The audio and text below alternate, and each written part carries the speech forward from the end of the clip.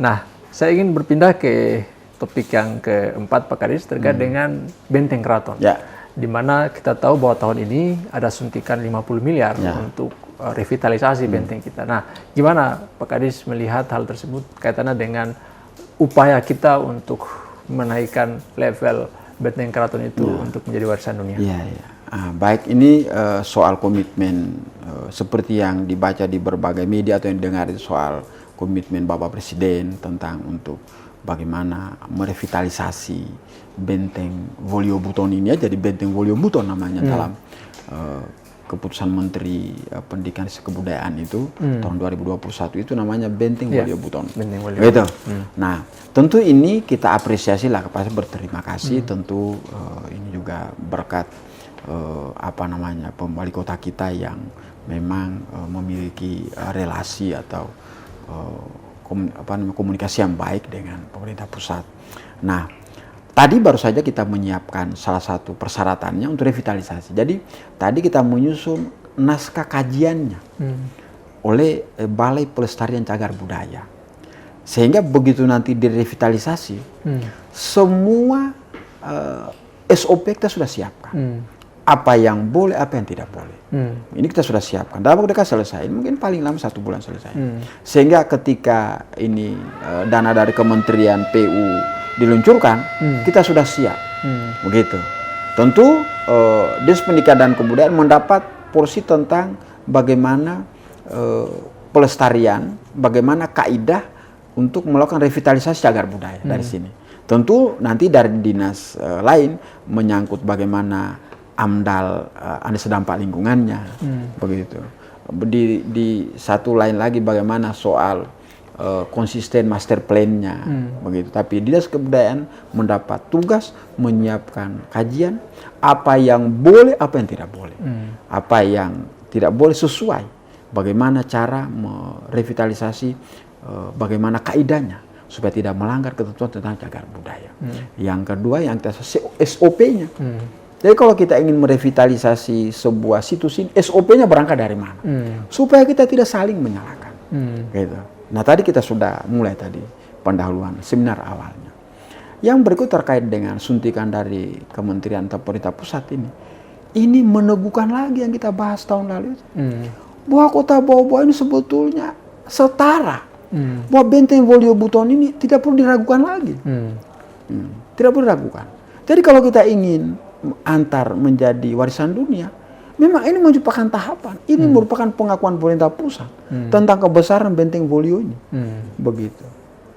Termasuk yang lalu soal penentuan Kota Bau-Bau atau Pelabuhan Bau-Bau sebagai salah satu titik singgahnya KRI Dewa Ruchi. Ini meneguhkan kembali bahwa dari jalur masa lalu itu memang Bau-Bau sejak zaman menjadi pelabuhan, tempat persinggahan. Ini juga meneguhkan bahwa Benteng Wolio Buton ini kalau kita usulkan memang bukan baru sekarang. Kota Bau-Bau, Kesultanan Buton di masa lalu yang sekarang menjadi Kota Bau-Bau memang diperhitungkan sejak masa lalu. Nah, kemarin kunjungan Bapak Presiden, kemudian setelah pulang, kemudian kita mendapat apresiasi revitalisasi itu. Ya, ini kita berterima kasih. Ini artinya juga bahwa kita sudah dipandang, khususnya Benteng Wolio Buton sudah dipandang setara dengan benteng-benteng lain di Indonesia. Bahkan dengan benteng-benteng atau di luar negeri misalnya. Begitu. Nah, saya tadi baru disampaikan oleh Kepala BPJB bahwa yang dibangun duluan revitalisasi Barugah. Itu sudah ada dananya di Balai Provinsi selaku UPTD Kementerian PUPR. Ini yang kita dahulukan dulu ini. Di samping revitalisasi secara keseluruhan. Itu sudah dibangun mulai tahun ini revitalisasi Barugah. Tentu tadi kita sempat diskusikan juga bahwa revitalisasi Barugah Keraton ini tetap bagaimana berbicara keasliannya. Begitu kita berharap, dan ini seirama dengan BPJB. Saya kira saya tidak paham betul bagaimana aturan mainnya, tapi kita serahkan kepada BPJB sehingga di satu sisi Barugah ini kita revitalisasi, tapi di sisi lain juga nilai keahlian bicara estetik, kaidah-kaidah cagar budaya jangan juga dia hilang. Gitu. Kira-kira. Kemudian kalau kita bicara soal benteng ini, berarti next milestone-nya ke sana Pak Kadis ya? Ya. Bahwa Dinas Pendidikan dan Kebudayaan sudah menyiapkan fondasi itu. Insya Allah nanti ketika running sudah tinggal dijalankan saja. Ya, dia jalankan. Artinya bicara kalau dengan keputusan Menteri Pendidikan 115/2021 itu kan pengakuan sebetulnya. Penetapan Benteng Waluyo Buton sebagai cagar budaya peringkat nasional. Begitu. Kawasan dia. Jadi kawasan cagar budaya peringkat nasional. Ini kan titik awal ini. Bahwa secara nasional kita sudah diakui. Nah, tentu kita menyiapkan persyaratan yang dipenuhi, yang dibutuhkan. Supaya kita mengarah kepada pengakuan dunia. Nah, revitalisasi Benteng Karaton ini tentu juga ini bicara pengakuan pemerintah pusat.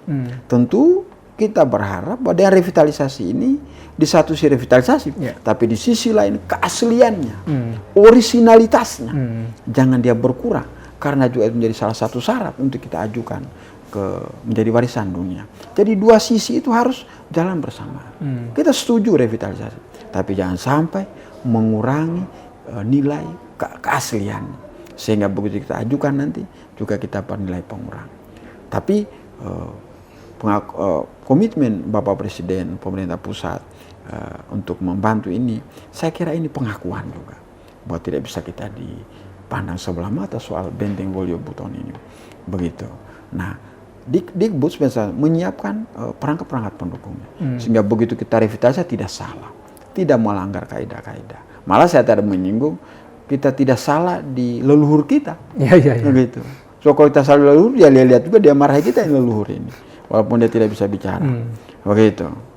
Kira-kira seperti itu.